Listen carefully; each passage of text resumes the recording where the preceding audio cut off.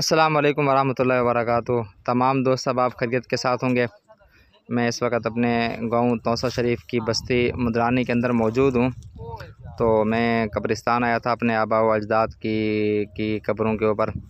साथ ही में ये दो कब्रें हमारे गांव में चली आ रही हैं। ये लंबी कब्रें, ये आपको नज़र होंगे, देखें ये कब्र ये यहाँ से लेकर के यहाँ तक है और एक कब्र बिल्कुल इसके पीछे है। और इस इसके साथ और भी छोटा सा कब्रिस्तान है। ये अलग बड़े कब्रिस्तान से छोटा सा अलग कब्रिस्तान है। तो इस कब्रिस्तान को कहा जाता है असहाब वाला कब्रिस्तान। मशहूर यही है कि ये जो दो कब्रें हैं ये दो कोई सहाबी थे रिज़वानुल्लाह अलैहिम अजमाइन, दीन की निस्बत से यहाँ पे आए हुए थे और यहाँ पे उनकी वफ़ात हुई थी, तो यहाँ पे उनकी तदफीन हुई है। तो ये दो कब्रें, ये कब्रें आम कब्रों से काफ़ी लंबी और बड़ी कब्रें हैं और इसको असहाब का कब्रिस्तान कहा जाता है। जज़ाकल्लाहु खैर। अस्सलाम वालेकुम वरहमतुल्लाहि वबरकातुहू।